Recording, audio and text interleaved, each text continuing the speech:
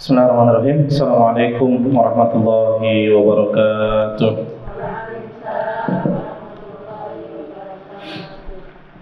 Alhamdulillah, nahmaduhu wa nasta'inuhu wa nastaghfiruh wa na'udzu billahi min syururi anfusina wa sayyiati a'malina. May yahdihillahu fala mudilla lahu wa may yudlil fala hadiya lahu.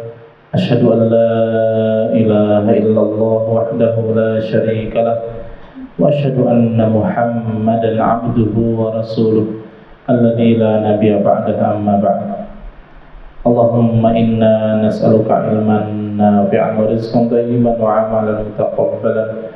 Allahumma anfa'na bima 'allamtana wa 'allimna ma yanfa'una wa zidna 'ilman wa hudan wa tuqan wa salahana rabbal 'alamin. Subhanaka la 'ilma lana illa ma 'allamtana innaka antal alimul hakim. Alhamdulillah, para jamaah, ibu-ibu yang dimuliakan Allah Subhanahu wa taala, tidak henti-hentinya lisan ini bersyukur memuji kepada Allah Subhanahu wa taala atas limpahan nikmat yang Allah berikan kepada kita semuanya. Nikmat yang paling agung, yang paling besar, yaitu nikmat iman dan nikmat Islam.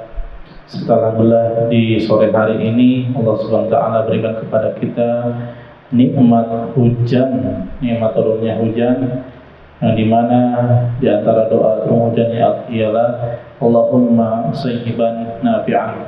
Ya Allah, berikanlah kepada kami, turunkanlah kepada kami hujan yang bermanfaat. Salawat dan salam selalu kita ucapkan kepada baginda Nabi besar kita Nabi Muhammad sallallahu alaihi wasallam, pada para keluarganya, sahabatnya, dan pengikutnya setia hingga akhir zaman. Jemaah Allah Subhanahu wa taala, kalau kita melihat ibadah yang kita kerjakan sekarang ini, ibadah-ibadah yang kita lakukan kepada Allah Subhanahu wa taala, yaitu memiliki dua syarat diterimanya ibadah.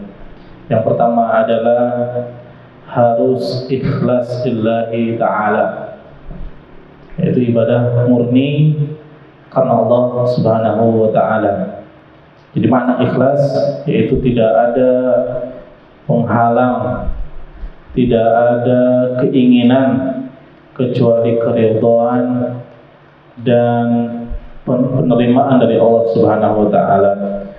Tapi kalau ibadah seseorang dihiasi atau dilingkupi, dicampuri dengan keinginan-keinginan yang lain, beribadah ingin dipuji, beribadah ingin dilihat sama orang, beribadah ingin mendapatkan manfaat duniawi, maka ibadah tersebut bukan ibadah yang ikhlas lillahi ta'ala. Begitu pula diantaranya yang kedua, yaitu ittiba', mengikuti perintah Nabi sallallahu alaihi wasallam. Ini dua syarat ibadah yang harus kita selalu hadirkan dalam hati kita ketika kita melakukan ibadah apapun dalam kehidupan kita sehari-hari. Harus ada ikhlas lillahi ta'ala dan mengikuti petunjuk Nabi sallallahu alaihi wasallam. Serta yang ketiga yaitu tidak melakukan perbuatan syirik. Tidak melakukan perbuatan syirik yang dengannya bisa menghapuskan seluruh amal soleh kita. Ketika seseorang ibadahnya Masya Allah luar biasa, rajin, ya, tapi apa? Beriman atau percaya kepada selain Allah, meminta kepada selain Allah, maka amalannya akan terhapus.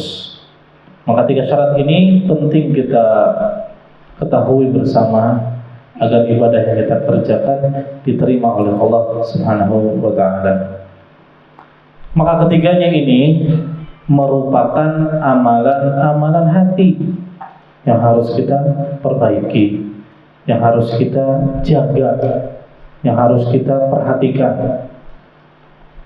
Kenapa pentingnya kita memperbaiki masalah amalan-amalan hati? Karena kata Nabi sallallahu alaihi wasallam, "Innallaha la yanzuru ila suwarikum wala ila ajsamikum, walakin yanzuru ila qulubikum wa a'malikum.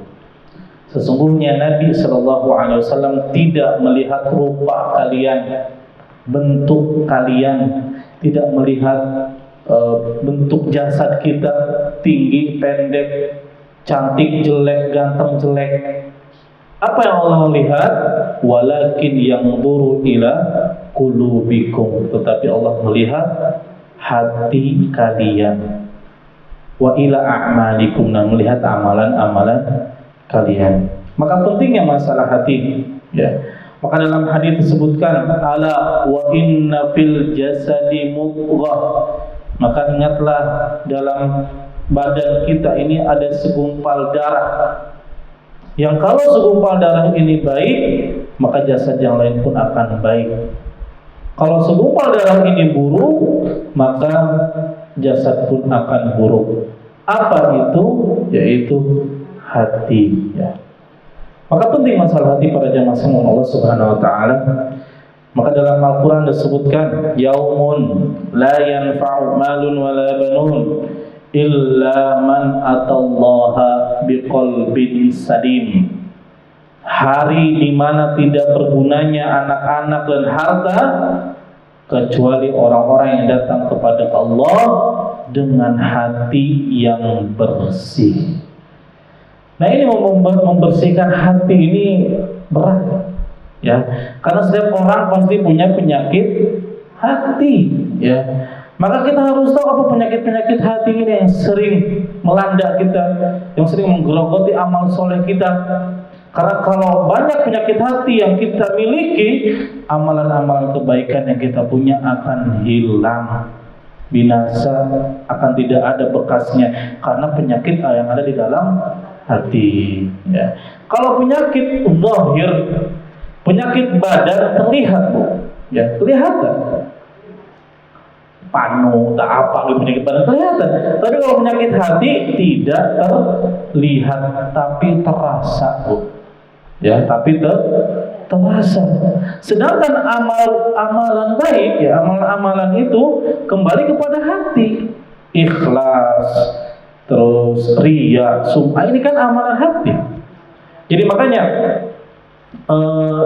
Imam Ibnu Hajar Al-Asqalani dalam kitabnya Fathul Bari, syarah atau penjelas dari kitab Sahih Bukhari, mengatakan, wa anna hadhihi syu'ab tatafarra min a'malil qalbi wa a'malil lisan wa a'malil badan. Kata beliau, iman itu kan ada 60 cabang lebih. Keimanan ada 60 cabang lebih. Dan cabangnya ini bercabang, ada 3 bagian cabang besar. Yang pertama adalah a'malul qalbi, amalan-amalan hati. Keimanan ada 60 cabang, ada 3 cabang yang besar, yaitu cabang yang pertama, cabang amalan-amalan hati. Yang kedua, wa a'malul lisan, yaitu amalan-amalan lisan. Nah, jadi ibadah itu, Bapak Ibu atau Ibu semuanya, bukan hanya badan yang ibadah, ya, bukan hanya gerakan, bukan hanya sholat, tapi apa? Ada amalan hati yang dengannya kita bisa beribadah dengan hal tersebut. Ada amalan lisan, yaitu dengan mengucapkan. Ada amalan badan, ya. Jadi ibadah itu justru dilihat dari hatinya, ya. Ada orang yang mungkin mazharnya atau yang nampaknya biasa-biasa aja, ternyata hatinya bersih, ternyata hatinya dekat dengan Allah Subhanahu wa ta'ala, ya. Maka kan dalam hadis yang pernah kita sampaikan, bahwasanya hadis dari Anas bin Malik, saya sebutkan lagi agar kita tidak lupa, Bapak Ibu, ya. Kunna julusan ma'a Rasulillah sallallahu alaihi wasallam. Dahulu kami pernah duduk bersama Nabi sallallahu alaihi wasallam. Jadi para sahabat itu senang duduk dengan Nabi sallallahu alaihi wasallam, ya. Apa? Faqala, Nabi mengatakan, yadlu'u alaikumul an rajulun min ahlil jannah. Akan muncul kepada kalian, kata Nabi, seseorang yang ahli surga. Padahal dia masih di dunia, tapi Nabi mengabarkan nanti akan lewat pada kalian nih calon penduduk surga. Fatola'a rajulun minal ansar, maka lewatlah orang dari Ansor. Sahabat itu ada dua, ada muhajirin, ada ansor. Kalau muhajirin, sahabat yang hijrah dari Mekah ke Madinah, disebut dengan muhajirin. Nah, orang yang menerima para muhajirin, ansor, namanya penolong, yaitu orang Madinah. Kalau muhajirin orang Mekah yang pergi ke Madinah, sedangkan yang menolong kaum muhajirin adalah kaum ansor. Dan Nabi termasuk dari kaum muhajirin. Maka kata Nabi SAW, akan lewat kepada kalian seorang ahli surga. Maka lewatlah seseorang dari kalangan ansor. Tantiful lihyatu min wudu'ihi, bekas wudunya itu masih netes di jenggotnya, masih basah. Qad ta'allaqa na'alaihi fi yadihi shimal, yaitu dia masih jinjing sendalnya di sebelah kirinya, jinjing sendal pakai tangan sebelah kiri. Falamma kana al-ghad, ketika esok harinya, qala an-nabi sallallahu alaihi wasallam mithla dzalik, Nabi berucap seperti yang tadi juga. Kata Nabi apa? Yatlu 'alaikumul an rajul min ahli jannah, akan lewat pada kalian seseorang yang ahli surga. Fatola'a dzalika ar-rajul mithla marratil ula, kemudian orang ini lewat lagi seperti yang pertama tadi. Falamma kana al-yawmut tsalits, ketika hari yang ketiga, Nabi juga mengatakan yang demikian. Mithla maqalatihi aydan. Fatola'a dzalika ar-rajul 'ala mithli halihi al-ula, orang ini lewat lagi seperti keadaan sebelumnya, yaitu habis berwudu dan jinjing sendal dengan tangan kirinya.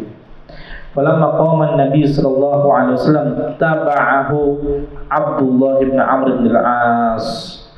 Ketika Nabi SAW berdiri, maksudnya masuk ke rumahnya meninggalkan para sahabat, Abdullah bin Amr bin As ini mengikuti orang tersebut. Maka Abdullah bin Amr bin As mengatakan, inilah haitu abi fa aqsamtu alla adkhula alaihi thalathan. Kata Abdullah bin Amr bin As, saya ada masalah dengan orang tuaku dan saya tidak akan menemuinya selama 3 hari. Fa ini ra'aitu an tuwini ilaika hatta tamdiya fa'altu qala na'am. Maka tadi apa? Bolehkah saya nginap di rumah kamu? Intinya. Maka orang ini ya silahkan. Maka Abdullah bin Amr bin As mengikuti orang tersebut dan menginap di rumahnya selama 3 malam. Cerita, wa kana Abdullah yuhadditsu annahu bata ma'hu tilka layali thalath. Anas bin Malik melanjutkan hadisnya atau kisahnya, bahwasanya Abdullah bin Amr bin As bermalam di rumahnya selama 3 malam. Falam yarahu yaqumu minal laili syai'an. Abdullah bin Amr bin As tidak melihat orang ini sholat malam. Jadi menunjukkan kalau sholat malam itu di antara kebiasaan orang-orang soleh. Tapi kok ini nggak bangun malam? Dia heran, kok Nabi bisa mengatakan orang ini ahli surga, padahal tidak rajin sholat malam. Karena kebiasaan orang-orang soleh dahulu di zaman Nabi SAW sampai sekarang pun itu apa? Rajin bangun sholat malam. Ghairu annahu idza ta'arra wa taqallaba 'ala firashihi dzakara Allah azza wa jalla wa kabbara.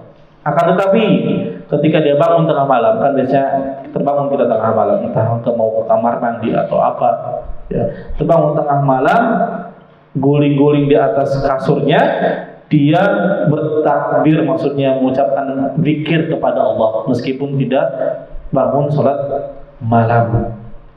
Hatta yaquma li sholatil fajr, sampai dia bangun untuk melaksanakan sholat fajar. Jadi sholat malam dia enggak melakukannya. Qala Abdullah ghairu anni lam asma'hu yaqulu illa khairan. Akan tetapi aku tidak mendengar darinya kecuali kata-kata baik. Dia tidak pernah mengumpat orang, tidak pernah menggibah orang, walaupun dia tidak pernah melakukan sholat malam. falamma madatit thalath layalin waqitu an ahqir amalahu. Ketika berlalu 3 malam kayak gitu aja. Setiap malam enggak sholat malam. Cuman ketika bangun dia berzikir. Ya. Kan sunahnya gitu Bu, kalau kita bangun malam dan kita tidak melaksanakan sholat malam, maka apa? Banyak berzikir. La ilaha illallah wahdahu la syarikalah, lahul mulku wa lahul hamdu wa huwa ala kulli syai'in qadir. Subhanallah walhamdulillah wa la ilaha illallah Allahu akbar. Ya, jadi banyak berzikir ketika di malam hari. Wa dzakirinallaha katsiran wa dzakirat. Allah memuji orang-orang yang senang berzikir kepada Allah, senang mengingat Allah, yang dimana di waktu itu sebagian besar orang sedang tertidur pulas. Maka kata Nabi Shallallahu Alaihi Wasallam ketika Nabi pertama kali datang ke Madinah, apa nasihat beliau kepada penduduk Madinah? Ya ayuhan nas, absus salam, sebarkanlah salam, ucapkan assalamualaikum ketika berjumpa dengan sesama kaum muslimin. Wa at'imut ta'am, dan banyaklah memberi makan, ya, banyak memberi makan. Wasilul arham, dan sambunglah tali silaturahim. Wasallu bil laili wan nasu niyam, maka sholatlah ketika malam hari orang-orang sedang tertidur. Ketika orang sedang lalai kita taat. Ketika orang sedang lupa kepada Allah kita ingat. Maka ini ciri orang-orang, kebiasaan orang-orang soleh, bangun malam untuk melakukan sholat walaupun 2 rakaat tuh, ya, karena memang luar biasa kalau kita nggak maksakan diri kita untuk ibadah, berat rasanya ibadah itu. Tapi kalau dipaksakan hilang bu kemalasan tersebut. 2 rakaat nggak masalah kalaupun memang kita berat. Tapi kalau bisa alhamdulillah masya Allah kita paksakan sampai 8 rakaat dan kita witir 3 rakaat, masya Allah. Tapi kalaupun tidak sanggup, ya 2 rakaat witir 1 contohnya. Atau kita berzikir kepada Allah, banyak menyebut Allah Subhanahu Wa Taala. Apa kata Nabi Shallallahu Alaihi Wasallam ketika mengamalkan 4 amalan tersebut? Yang pertama adalah tadi afsus salam, ucapkan salam. Yang kedua memberi makan, traktir teman atau ngasih ke tetangga dan seterusnya makanan. Yang ketiga adalah wasilul arham, nyambung tali silaturahim. Yang ketiga adalah sholat malam ketika orang-orang tertidur. Apa pahalanya kata Nabi? Tadkhulul jannata bisalam, maka kalian pasti akan masuk surga dengan selamat. Kita kan ingin masuk surga tanpa hisab tanpa azab kan Bu? Maka apa? Ada 4 cara ini. Tadi apa yang pertama? Ucapkan salam, ya. Ini sunnah yang terlupakan. Kadang ketemu orang kita biasa aja, padahal di antara adab seorang muslim adalah mengucapkan salam. Dan juga banyak memberikan makan, maksudnya kita ngasih ke orang, seterusnya. Yang ketiga tadi adalah silaturahim, yang keempat sholat malam. Maka kata Nabi akan masuk surga dengan selamat, tanpa hisab, tanpa azab. Baik para jamaah Allah Subhanahu wa taala, kita kembali kepada hadis yang tadi. Maka kata Nabi sallallahu alaihi wasallam melanjutkan hadisnya, kata Anas bin Malik, "Falamma madatit thalath layalin," ketika sudah berlalu 3 malam, Abdullah bin Amr bin As, karena kan di antara adabnya bertamu itu 3 hari 3 malam. Kita boleh bertamu 3 hari 3 malam. Dan kita kalau didatangi tamu 3 hari 3 malam, wajib menjamu tamu tersebut. Tapi kalau lebih daripada 3 hari, 4 hari, 5 hari dan seterusnya, kita tidak wajib menjamu tamu tersebut. Tidak wajib memberikan makan, memberikan minum. Tapi kalau mau memberikan makan silakan, tidak masalah. Cuman tidak wajib. Tapi kalau 3 hari, wajib kita menyediakan semua kebutuhannya. Karena dia sebagai tamu, ya. Begitu pula Abdullah bin Amr bin As tahu adab bertamu. Selama 3 hari dia lewat di rumahnya bermalam di situ. Waqitu an ahqiru amalahu, hampir saja saya merendahkan amalannya. Kenapa? Dia nggak lihat yang istimewa darinya, biasa aja amalannya. Malam tidak pernah sholat, terus nggak baca Al-Quran, biasa aja, nggak ada yang istimewa darinya. Apa yang buat dia istimewa? Sampai Nabi mengatakan bahwasanya dia dari penduduk surga. Sampai dia merendahkan amalannya. Qultu, maka Abdullah mengatakan, Ya Abdullah, dia mengatakan kepada hamba tersebut, ya Abdullah, kepada sahabat tersebut, inni lam yakun baini wa baina abi ghadabun wala hajarun thamma. Sesungguhnya aku tidak ada masalah dengan orang tuaku, kata Abdullah bin Amr bin As. Saya nggak ada masalah apa-apa dengan orang tuaku, nggak ribut, nggak apa. Walakin akan tetapi, jadi tujuannya Amr bin As ini kesini bukan mau kabur dari rumahnya, tapi dia punya tujuan utama, ya. Yang kemarin kita bahas, kepo nih sahabat ini, kenapa kok jadi ahli surga padahal amalannya biasa. Maka dia bilang apa? Walakin sami'tu Rasulullah sallallahu alaihi wasallam yaqulu thalatha mirar. Akan tetapi aku mendengar perkataan Nabi 3 kali. Apa perkataan Nabi? Yadlu alaikumul an rajulun ahlil jannah. Akan lewat kepada kalian seseorang yang ahli surga. Fatala'ta anta thalatha mirar. Dan kamu yang lewat selama 3 kali ini. Maka gak mungkin Rasulullah salah menebak orang. Soalnya apa? Yang lewat kamu lagi selama 3 kali. Maka Pak Abdullah ini penasaran, ya, pengen tahu apa amalannya kok sampai Rasulullah mengatakan dia penduduk surga, padahal masih di dunia. Fa'aradtu an awi ilaika li anzura ma amaluka. Maka saya ingin dekat atau ingin melihat kamu amalannya apa, kata Abdullah bin Amr.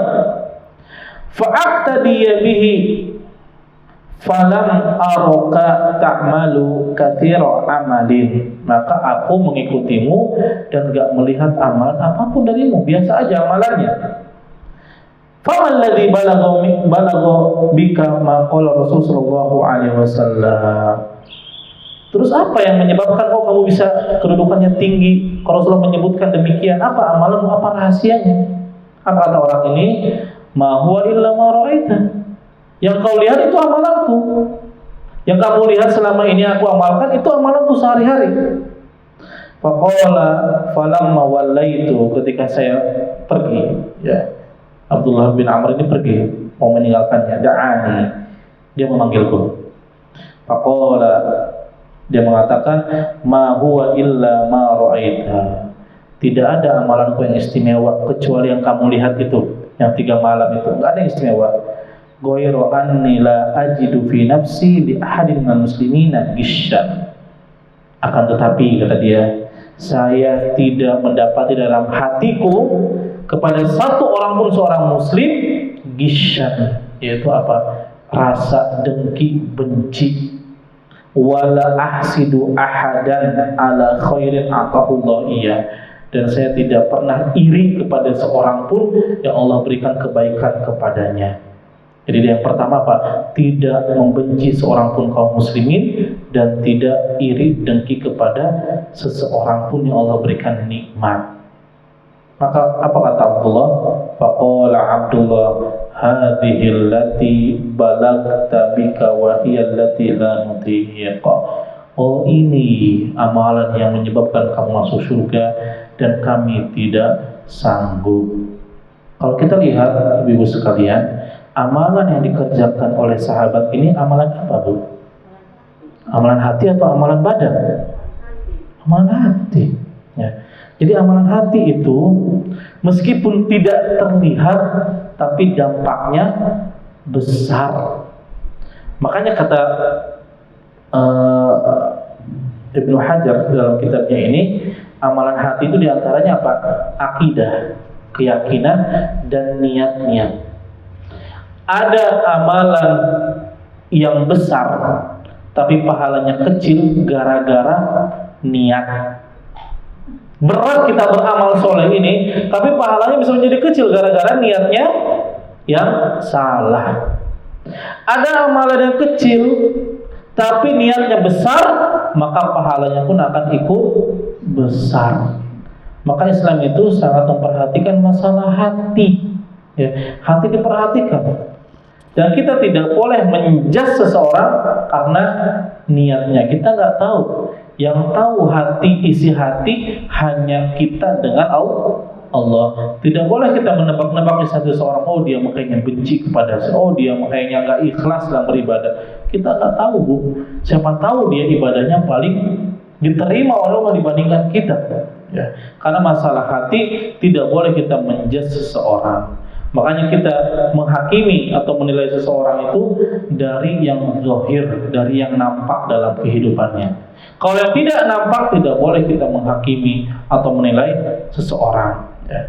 Nahkumu bil-zawahir wallahu yatawallas sarair.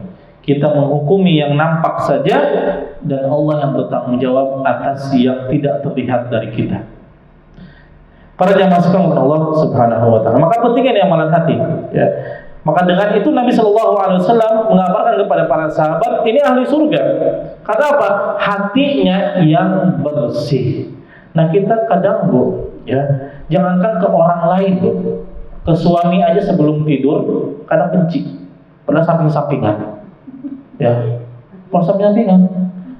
Ini Masya Allah, kaum muslimin secara umum, kita ke satu orang aja suami, ya, itu kadang benci sampai pagi, dilanjutkan keselnya, ya, ke bawah tidur, Masya Allah. Ini yang kita nggak sanggup, Bu, ya. Suami salah nyimpen handuk aja dulu, sampai pagi masalahnya, ya. Salah nyimpen sendal, ya, sampai pagi masalahnya, karena hati kita yang bermasalah, ya. Hati kita yang perlu dibersihkan, ya. Makanya para sahabat itu nggak bisa disamakan amalan mereka dengan amalan kita. Padahal sama-sama sholat kayak kita, bersedekah kayak kita. Tapi apa? Sedekah mereka itu tidak sama dengan sedekah kita. Sedekah para sahabat disebutkan dalam hadis kata Nabi Shallallahu Alaihi Wasallam, la tasubbu ashabi. Kata Nabi, jangan mencela sahabatku. Kata Nabi, jangan pernah mencela sahabatku. Mencela itu apa? Berbicara buruk tentang sahabat Nabi. Falau anna ahadakum anfaqa mithla uhudin dhahaban ma balagha mudda ahadihim walau nasibahu. Kalau seandainya salah seorang dari kalian berinfak emas sebesar gunung Uhud itu besar tuh. Emas sebesar gunung Uhud, maka tidak akan menyamai infak mereka para sahabat kurma atau gandum sebanyak 2 genggam tangan atau segenggam tangan para sahabat. Kalau kita berinfak 1 gunung emas Uhud, ya, kita infakkan segede gitu, itu nggak bakal sama dengan infak segenggam para sahabat. Para sahabat padahal infaknya cuma segenggam gandum atau kurma, tapi pahalanya lebih besar mereka. Kalaupun kita infak 1 gunung emas. Kenapa? Apa rahasianya? Karena keikhlasan yang ada dalam hati mereka. Ya. Makanya hati ini perlu kita introspeksi terus. Ya. Dendam, benci itu sifat manusiawi, Bu. Ya, tapi bagaimana kita bisa memanage rasa benci kita, dendam kita, amarah kita? Makanya kata Nabi, orang yang kuat itu bukan yang ahli bela diri, bukan yang ahli tinju, bukan yang ahli gelut, tapi siapa? Orang yang bisa menahan amarahnya. Ya, Nabi ketika marah itu tidak diluapkan, apa kata-kata dikeluarkan, enggak, tapi ditahan amarahnya. Karena ketika orang sudah marah, setan akan menunggangi orang tersebut, akan menaiki orang tersebut, diarahkan kemanapun bisa. Orang sedang marah. Makanya kata Nabi Sallallahu Alaihi Wasallam, la taghdab walakal jannah, jangan marah-marah, maka bagimu surga. Para jamaah sekalian Allah Subhanahu wa taala. Jadi amalan hati itu penting kita perbaiki dan penting kita lihat. Karena hati ini tempat kebaikan. Kalau tempat kebaikan, tempat ilmu yang kita miliki ini rusak, kotor, maka apa? Ibadah yang ada dalam hati pun akan ikut kotor. Ya. Maka kita berusaha memaafkan orang lain. Meskipun kita yang salah contohnya, kita maafkan. Ya, meskipun orang ini nggak mengucapkan permohonan maaf pada kita ucapkan, kita memaafkan dari dalam hati kita. Kenapa Nabi Yusuf mendapatkan kehormatan di Mesir ketika itu?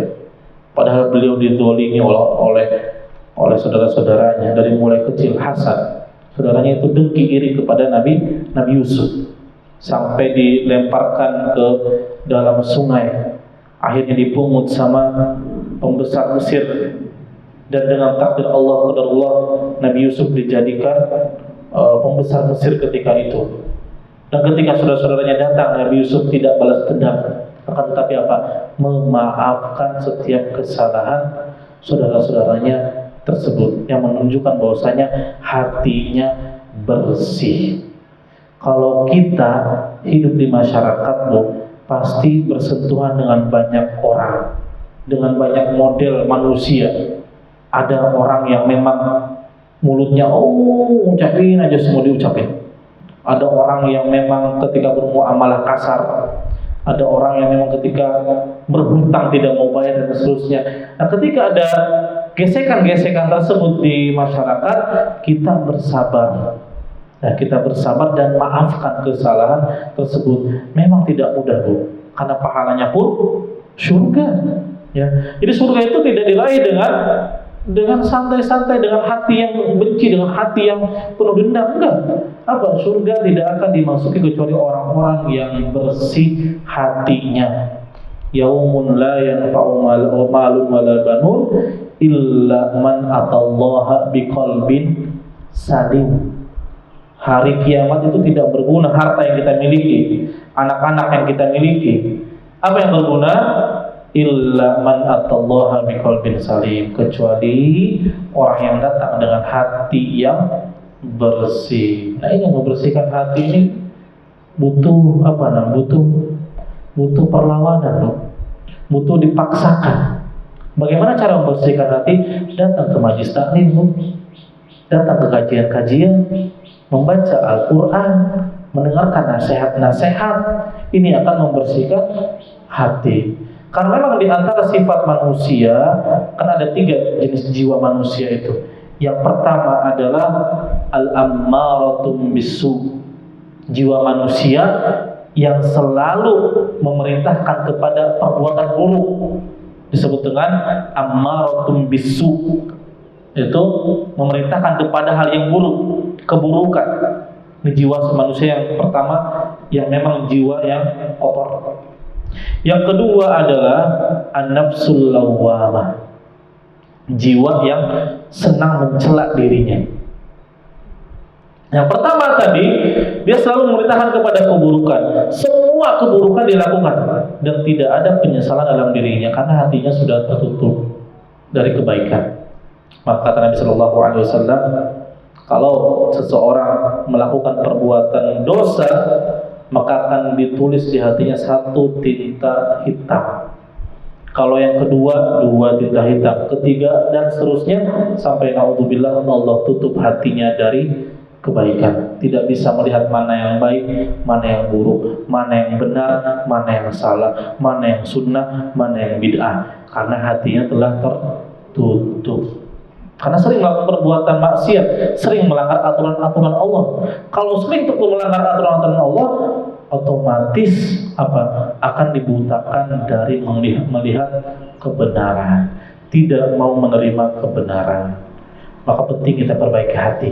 Ya, maka ada dalam surat Asy-Syams disebutkan, qad aflaha man zakkaha, maka telah beruntunglah orang yang mensucikan hati. Wa qad khaba man dassaha, dan telah rugilah orang yang mengotori hatinya. Nah, ini yang pertama adalah orang yang sering mengotori hati, an-nafsul ammarah bisu, yang selalu memerintahkan kepada keburukan. Yang kedua, an-nafsul lawwamah, yaitu jiwa yang selalu mencela dirinya. Maksudnya apa? Ketika jiwanya ini kadang dia berbuat keburukan, tapi ketika berbuat keburukan, maksiat dan dosa, dia selalu kembali kepada Allah dan mencela dirinya, menyesal. Nah, ini nafsul lawwamah. Ketika dia berbuat dosa, tahu ini perbuatan dosa, maksiat, dia selalu istighfar dan mencela dirinya. Kenapa kamu demikian? Kenapa kamu melakukan itu? Ya, ini yang kedua. Yang ketiga adalah an-nafsul mutmainnah, jiwa yang tenang. jiwa hati yang dimiliki oleh para anbiya, para aulia, as-solihin, dan para sahabat-sahabat.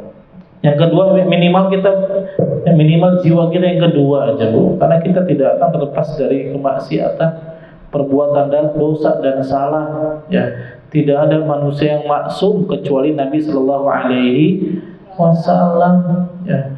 Maka kata Nabi Sallallahu Alaihi Wasallam, kullu bani Adama khata'un. Setiap anak Adam itu pasti melakukan kesalahan. Tidak ada orang yang sempurna, tidak ada orang yang 100% benar. Pasti melakukan kesalahan dan khilaf dan kesalahan kecil, ya. Apa orang yang terbaik? Wa khairul khata'in at-tawwabun. Sebaik-baik orang yang melakukan kesalahan yang bertaubat kembali kepada Allah Subhanahu wa taala. Para jamaah ibu-ibu yang dimuliakan Allah Subhanahu wa taala. Fa'amalul qalbi fihi al-mu'taqadat wan niyat. Adapun amalan-amalan hati yaitu akidah, keyakinan dan niat. Makanya niat itu di antara amalan hati, ibu-ibu, bukan amalan lisan. Karena sebagian kita ketika mau niat sholat diucapkan, padahal niat itu di mana? Di dalam hati, ya. Kita tidak perlu mengucapkan apa yang kita niatkan dalam hati, sudah cukup. Kita mau sholat duhur, nggak perlu kita pakai usolli, langsung sholat duhur. Karena dalam hati pun kita mau melaksanakan sholat duhur. Perhatikan niat itu dalam hati kita mau sholat apa ini, ya. Jadi nggak usah kita ucapkan usolli fardhu duhri arba rakaat dan seterusnya. Cukup kita niatkan di dalam hati. Justru nanti ketika kita alasannya mengucapkan dengan lisan, nggak melakukan ibadah. Kenapa kamu nggak pernah sholat duha? Kenapa nggak pernah mengqashar menjamak sholat? Saya nggak bisa niatnya. Padahal niat cukup dalam hati, memberatkan, Bu. Ya, ada orang kan yang masya Allah sholat itu berkali-kali takbirnya. Karena niatnya belum mantap katanya. Belum klop antara ucapan dengan dalam hatinya. Susah, Bu.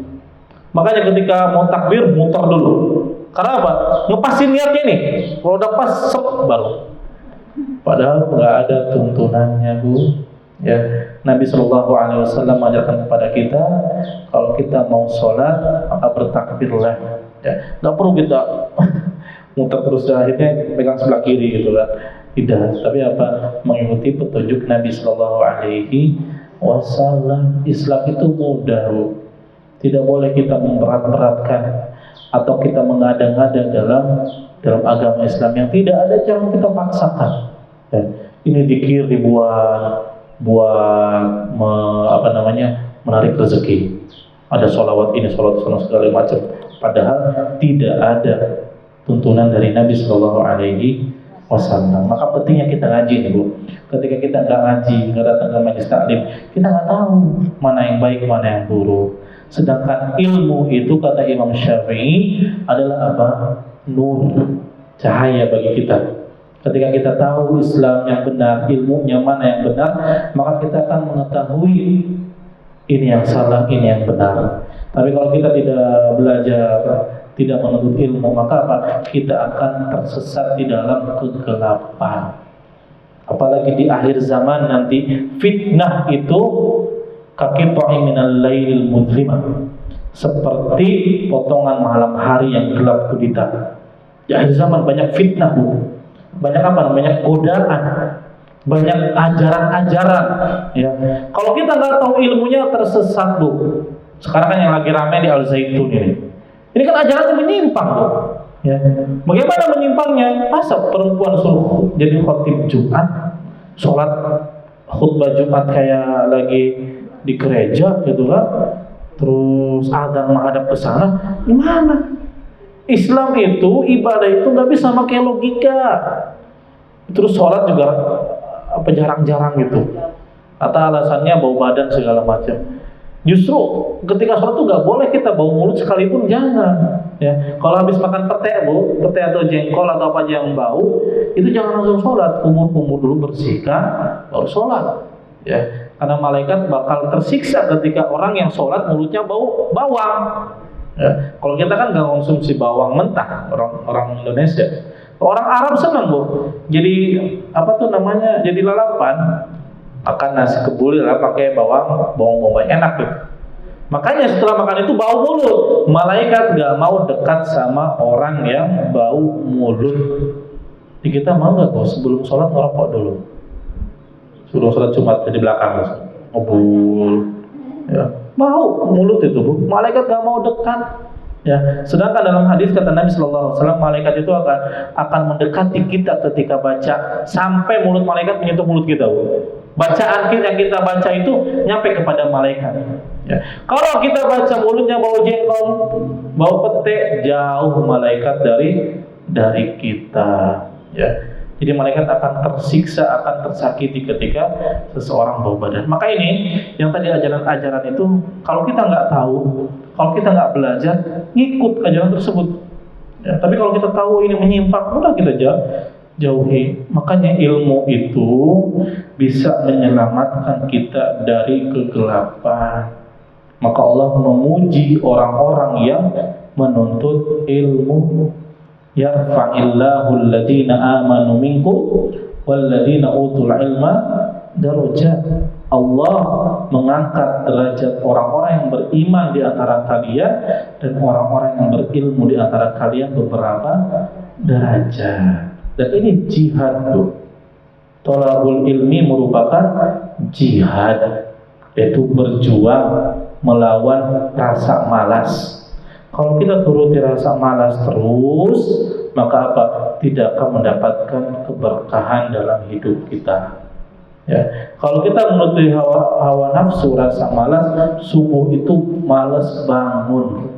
Inginnya apa? Merungkut terus sampai pagi kalau bisa. Tapi karena kewajiban bangun subuh, kita lawan rasa malasnya. Maka Nabi mengajarkan kepada kita doa agar terhindar dari rasa malas. Allahumma inni a'udzubika minal ajazi wal kasali. Ya Allah, aku berlindung kepadamu dari rasa lemah. Lemah apa? Lemah melakukan amal soleh, tidak mau bergerak, tidak mau berusaha. Wal kasali, dan sifat malas dalam beramal soleh. Kalau bahasa anak sekarang memager, malas gerak, nggak mau kemana-mana, maunya megang HP aja dari pagi sampai sore. Ya, itu anak-anak sekarang itu, nggak mau gerak kemana-mana. Padahal kalau bergerak kan ada keberkahan, al-harakatu barakah. Baik ibu-ibu yang dimuliakan Allah Subhanahu wa Ta'ala, kita kembali ke pembahasan amalan hati. Ya, kenapa kita harus memperhatikan hati kita, Bu? Karena hati ini kan sebagai raja yang ada di dalam tubuh kita. Kalau hatinya bersih, otomatis anggota tubuh yang lain pun akan ikut bersih. Kalau hatinya taat kepada Allah, otomatis anggota tubuh yang lain pun akan ikut taat. Tapi kalau hatinya tidak bersih, kufur, na'udzubillah, ada kemunafikan. Makanya kemunafikan, kebencian itu nggak terlihat tuh. Nggak ada warnanya, nggak ada baunya, tapi apa? Terasa. Ya. Kita bisa rasakan energi negatif itu dari orang, kita bisa rasakan. Tapi kita nggak boleh menjudge orang ini benci atau ke kita, enggak. Kecuali dia yang ngomong ke kita gitu, saya benci sama kamu, saya nggak suka sama kamu, udah biarkan. Ya.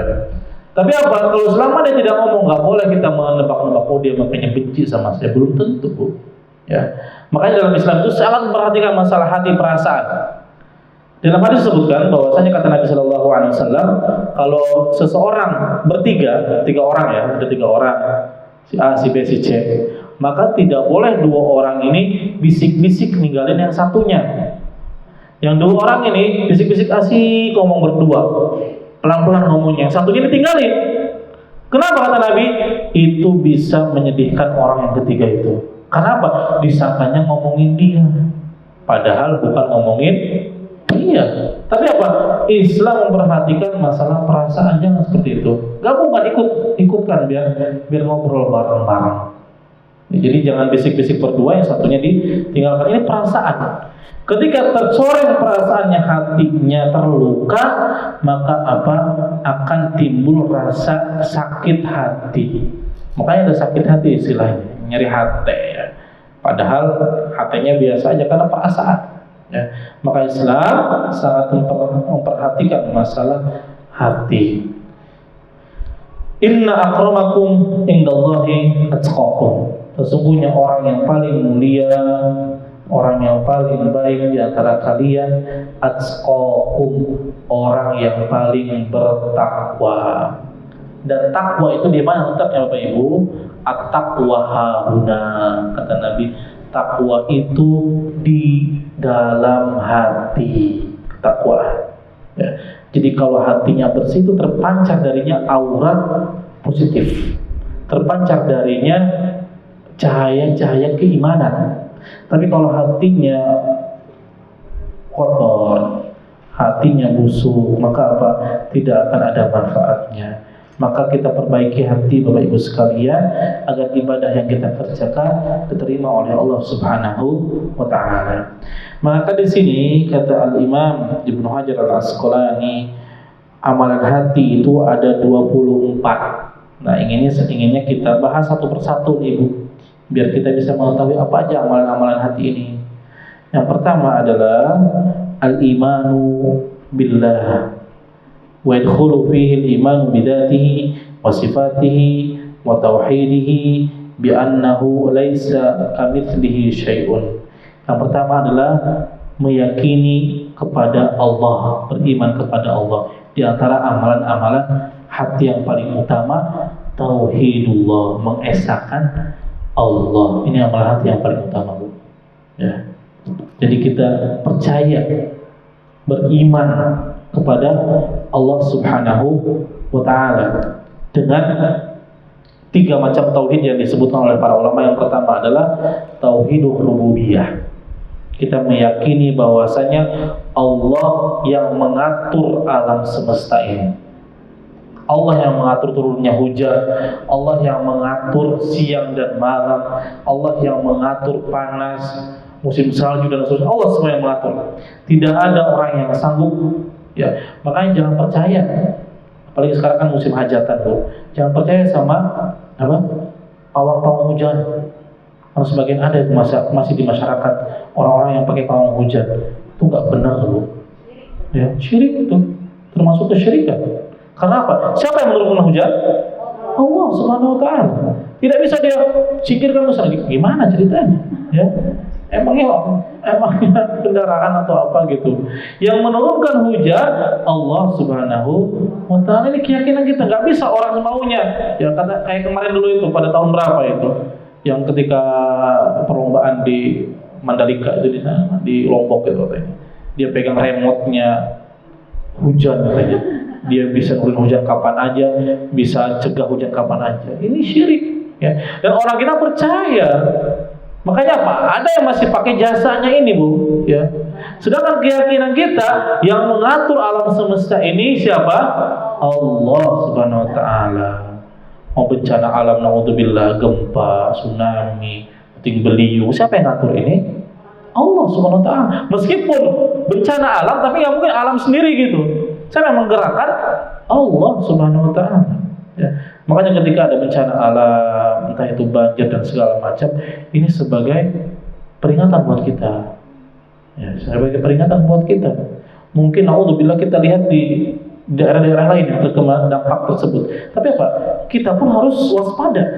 Kita nggak tahu. Ya. Ketika Allah menurunkan peringatannya kepada hambanya, itu bukan hanya orang-orang zalim saja yang kena. Wala tahsabannallaha ghafilan amma ya'maludz zalimun, innama yu'akhiruhum liyaumin tashkhasu fihi al-absar. Jangan mengira Allah itu lengah kepada orang-orang zalim. Allah pasti akan memberikan peringatan kepada mereka. Dan ketika Allah memberikan peringatan kepada orang-orang zalim, maka apa? Semuanya akan kena. Baik itu di tempat tersebut ada orang soleh, ahli ibadah, tapi apa? Ketika Allah turunkan peringatannya, semuanya kena dampak dari bencana tersebut.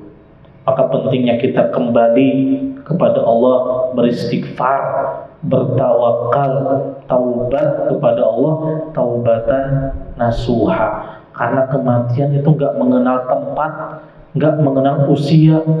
Ada orang yang masih kelihatannya masya Allah sehat, jag-jag masih muda, ternyata ajalnya datang ya udah meninggal. Ada orang yang sudah lama dirawat di rumah sakit bertahun-tahun, ternyata sembuh, belum datang ajalnya. Kenapa?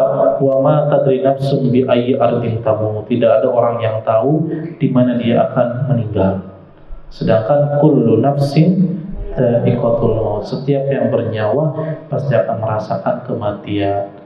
Mumpung kita masih diberikan oleh Allah SWT kesempatan hidup Bapak Ibu sekalian, kita pakai untuk banyak menabung amal soleh.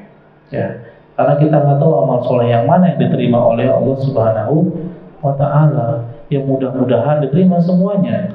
Makanya nanti ketika di akhirat pun ada syafaat kepada saudara-saudara kita, teman-teman kita yang dahulunya sering datang ke majelis taklim, ke kajian, ya, naudzubillah contohnya, kok nggak melihat si fulan kemana? Ternyata di neraka. Bisa kita minta kepada Allah, ya Allah, ini si fulan dulu sering datang ke kajian sama saya, ini sering ikut kajian, sering ikut ibadah, sering ikut kegiatan amal baik. Maka apa?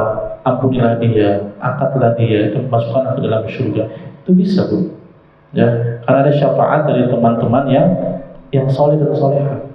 Makanya teman ini kalau kata orang Arab, as-sahibu sahib. Teman itu bisa narik. Kalau kita berteman dengan orang buruk, otomatis keburukan yang akan tertarik kepada kita, akan menarik kita. Tapi kalau temannya baik, otomatis kebaikannya akan menarik kita. Makanya kata Nabi, perumpamaan teman yang baik itu seperti penjual parfum. Kita akan merasakan wanginya, kita akan mencium wangi kalau berteman dengan tukang parfum. Tapi kalau berteman dengan tukang pandai besi yang membuat pedang atau golok, otomatis kita akan terperciki dari apinya tersebut, akan merasakan bau dari kotoran yang ada dalam besi tersebut. Kita akan bau, akan tercemar baunya oleh teman tersebut. Makanya pilih-pilihlah teman yang baik. Kalau teman satu komunitas kita selalu mengajak kepada keburukan, lebih baik ditinggalkan. Gak ada manfaatnya buat kita.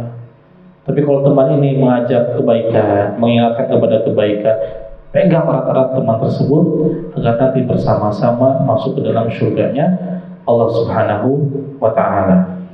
Baik para jamaah sekalian, Allah Subhanahu wa ta'ala, kata Imam Ibnu Hajar al-Asqalani menyebutkan bahwasanya amalan hati ada 24. Yang pertama al-imanu billah, meyakini bahwasanya beriman kepada Allah, tauhidullah. Dan ini dakwahnya Nabi sallallahu alaihi wasallam, mengajak umat manusia mentauhidkan Allah, tidak menyekutukan Allah, tidak berbuat syirik kepada Allah. Di kita banyak praktek-praktek syirikan ini, Bu. Masih banyak, Bu. Ya. Padahal Islam telah mewanti-wanti kita jangan berbuat syirik. Apa diantaranya? Datang ke dukun. Masih ada sekarang. Percaya kepada dukun, nanya kepada dukun, motor hilang, mobil hilang, malah perginya ke dukun. Dukun aja gak punya mobil, gak punya motor gitu kan.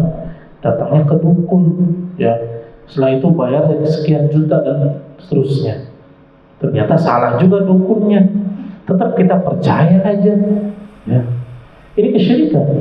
Ketika seorang datang ke dukun dan dia percaya apa yang diucapkan dukun ini, maka sholatnya tidak diterima 40 hari 40 malam. Alhamdulillah. Ya. Atau dia percaya kepada kuburan, minta-minta ke kuburan, Syekh fulan, wali fulan, ya, sa'alnakum, kami minta kepada kalian. Padahal Nabi SAW mengatakan, wa idza sa'alta fas'alillah, kalau mintalah kepada Allah, jangan minta kepada orang-orang yang sudah wafat. Ya. Ini kan biasanya di salawat-salawat gitu, sa'alnakum, kami minta kepada kalian. Minta kepada siapa ini kumnya ini? Kepada Syekh Abdul Qadir Jailani. Ya. Saya pernah dengar itu, kayak itu salawat-salawat kayak gitu. Ini nggak boleh kita meminta kepada selain Allah. yang memiliki kuasa Allah. Makanya tadi tauhid yang pertama adalah apa? Tauhidur rububiyah, meyakini bahwasanya Allah yang mengatur alam semesta ini. Ya, kita nggak boleh minta perlindungan kepada selain Allah. Ya, Allah yang memberikan rezeki kepada kita, Allah yang menghidupkan kita, yang tadinya nggak ada, Allah lahirkan kita jadi ada di dunia ini, dan Allah yang mewafatkan kita. Ini yang pertama, tauhidur rububiyah. Yang kedua adalah tauhidul uluhiyah, yaitu apa? Meyakini bahwasanya Allah yang berhak kita sembah.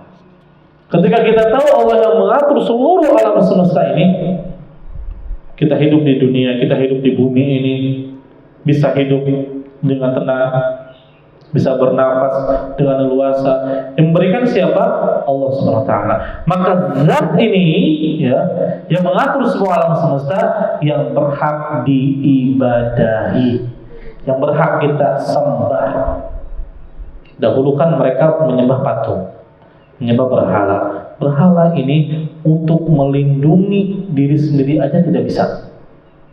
Makanya Nabi Ibrahim ketika beliau masih muda, ya, itu menghancurkan semua berhala yang ada di kampungnya, di tempat ibadah di kampungnya. Otomatis rajanya ketika itu marah. Ini siapa yang berani menghancurkan berhala kami?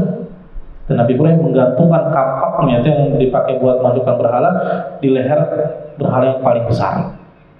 Ada yang mengatakan orang-orang, kami dengar Ibrahim, seorang anak muda yang menghancurkan berhala-berhala itu. Maka dipanggillah Ibrahim di sidang di hadapan masyarakat ketika itu. Ditanya oleh rajanya, "Wahai Ibrahim, benarkah kamu yang menghancurkan berhala-berhala ini?" Apa jawaban Ibrahim? "Bukan saya yang hancur ini. Yang paling besar tuh lihat kapak yang masih gantung di lehernya. Kalau percaya tanya aja," katanya, kata Nabi Ibrahim. Maka apa kata raja? "Gimana kamu nggak mikir? Saya nanya ke yang nggak bisa jawab, nggak bisa berbicara." Atas Nabi Ibrahim mengatakan apa? Kalau dia nggak bisa jawab, nggak bisa bicara, kenapa kalian sembah? Untuk melindungi diri sendiri aja nggak bisa, apalagi untuk melindungi kalian. Maka di sini sebagian orang beriman, sebagian orang kufur. Maka ketika kejadian tersebut, Nabi Ibrahim dihukum mau dibakar. Dibakar, dilemparkan dengan katapel besar dan masuk ke dalam api. Tapi apa? Berkat mukjizat dari Allah Subhanahu wa taala, api tersebut menjadi dingin. Maka kata Allah, "Qulna ya naru kuni bardan wa salaman ala Ibrahim." Wahai api, kata Allah, jadilah dingin dan berilah keselamatan kepada Ibrahim. Orang mengira sudah terbakar, sudah gosong, sudah mati, ya. Tapi apa? Ketika api sudah padam, Nabi Ibrahim bangun tidak terluka sedikit pun. Mukjizat dari Allah Subhanahu wa taala. Menunjukkan bahwasanya, ya, kesyirikan itu dari dulu sampai sekarang tetap ada, Bu. Ya, makanya dakwah para nabi semenjak zaman Nabi Nuh sampai nanti akhir zaman sama apa dakwahnya? Jangan berbuat syirik, jangan meminta-minta kecuali kepada Allah. Ini kan minta, datang ke kuburan Kiai Haji Samun, ngapain coba, Bu? Minta, ya, minta kepada Haji Samun, ya Kiai, ya wali, saya mau nyalon jadi bupati, ya, mudahkan saya. Kan minta itu, Bu, ya. Minta apa enggak, Bu, kira-kira? Enggak mungkin kalau enggak minta, mustahil, Bu, ya. Kalau kita mau ziarah kemana aja silakan, enggak harus ke makam pahlawan, ya. Makanya kesyirikan di tempat kita ini ada kesyirikan. Kita berdoa kepada Allah Subhanahu wa taala agar dijauhkan dari hal demikian. Ziarah silakan, ziarah dalam Islam nggak dilarang, Bu, selama tidak ada perbuatan syirik dan bid'ah di situ. Silakan ziarah, tapi perempuan dilarang ziarah kubur, Bu. Ya. Nabi melarang perempuan untuk ziarah kubur. Yang pernah umroh, Bu, tahu gimana larangannya? Yang pernah umroh kan nggak boleh perempuan masuk makam baki. Kalau pernah umroh, karena apa? Dilarang perempuan untuk menziarahi kubur. Cukup di luar aja, lihat dari luar. Nah, doakan yang terbaik. Ya. Baik para jemaah sekalian, ibu Allah Subhanahu wa taala. Ini tauhid yang kedua, tauhidul uluhiyah. Yang ketiga terakhir, tauhidul asma was sifat. Yaitu mentauhidkan Allah dengan nama-nama dan sifat-sifatnya. Allah memiliki nama-nama dan sifat-sifatnya.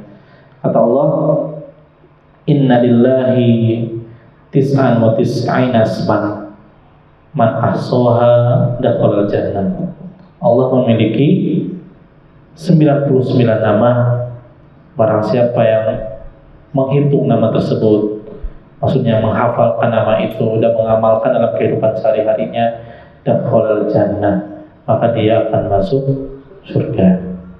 Maka para ulama berijtihad menyebutkan di antara nama-nama Allah, Allahur Rahman Ar-Rahim, Al-Muhaimin, Al-Aziz, Al-Ghaffar. Ini nama-nama Allah. Kalau kita memiliki sifat-sifat yang Allah sebutkan dalam nama-namanya, maka apa? Dakhalal jannah. Dan kita tidak boleh mentakwil, merubah nama-nama Allah. Tidak boleh merubah sifat-sifat Allah. Allah memiliki sifat wajah. Dalam kitab Tauhid, di antara sifat Allah, Allah memiliki wajah. Dan kita yakini bahwasanya Allah memiliki wajah. Tapi jangan kita bayangkan wajah Allah seperti wajah manusia. Punya mata dua, punya hidung, punya mulut, punya dagu, contohnya punya rambut, telinga. Jangan kita bayangkan kayak gitu. Tapi apa? Kita meyakini Allah punya wajah, tapi laisa kamitslihi syai'. Wajahnya tidak menyerupai manusia. Ya. Kita bandingkan, Bu, wajah yang kita miliki ini wajah dengan wajah hewan sama apa enggak, Bu? Beda. Wajah manusia dengan wajah monyet sama apa enggak, Bu? Beda. Padahal sama-sama wajah. Wajah ayam dengan wajah bebek beda, Bu. Padahal sama-sama wajah. Begitu pula Allah memiliki wajah, tapi wajahnya tidak sama dengan wajah kita. Ya. Maka dalam surah Al-Qiyamah disebutkan wujuhu yawma idzin nadhirah. Pada hari tersebut orang-orang melihat kepada Allah. Ila rabbiha nadhirah. Melihat kepada Allah. Pada hari tersebut orang-orang gembira, senang. Kenapa? Karena melihat kepada wajah Allah Subhanahu wa ta'ala. Baik para jemaah Allah Subhanahu wa ta'ala. Jadi pentingnya amalan hati itu apa? Bisa menjadikan seseorang ahli surga dari hatinya. Maka kita perhatikan hati kita. Ketika ada benih-benih kebencian atau ada hasad dalam diri kita, istighfar kepada Allah Subhanahu wa ta'ala, beristighfar, dan kita memohon ampunan kepada Allah agar senantiasa Allah bersihkan hati kita dari penyakit-penyakit hati tersebut. Wallahu a'lam bishawab. Semoga apa yang kita pelajari bisa bermanfaat untuk kita semuanya. Allah berikan ilmu yang bermanfaat yang kita bisa amalkan di kehidupan di dunia ini. Allahu a'lam bishawab. Kita akhiri dengan doa kafaratul majlis. Subhanakallahumma bihamdika asyhadu an la ilaha illa anta astaghfiruka wa atubu ilaik. Assalamualaikum warahmatullahi wabarakatuh.